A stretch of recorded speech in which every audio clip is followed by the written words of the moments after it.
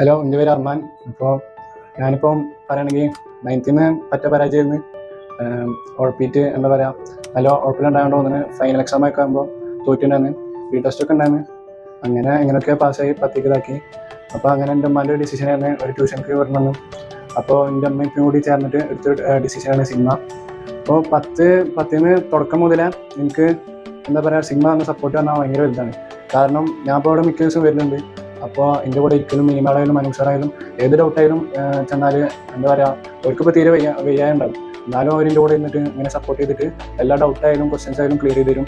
ഇപ്പോൾ ഇന്നലെ വരെ എക്സാമിന് തലേദിവസം വരെ നല്ല സപ്പോർട്ട് ചെയ്യുന്നത് ഇപ്പോൾ മിനിമാളായാലും അനുസറായാലും തന്നിട്ടുണ്ടായിരുന്നു. ഇപ്പോൾ ഇന്നലെ രാത്രി ഒരു 9:30-8 മണി സമയത്തൊക്കെ പേടിയായിട്ട് ഞാൻ മിനിമാട്ടിനെ വിളിച്ചിട്ടുണ്ടായിരുന്നു. മിനിമാട് അങ്ങനെയാണ് സമാധാനിപ്പിച്ച്. അപ്പോൾ അത്രയ്ക്ക് നല്ല സപ്പോർട്ടാണ് എനിക്ക് അവർ തന്നിട്ടുണ്ടായിരുന്നത്. പിന്നെ സയൻസിൻ്റെ ടീച്ചേഴ്സായാലും നല്ല സപ്പോർട്ടീവായിരുന്നു.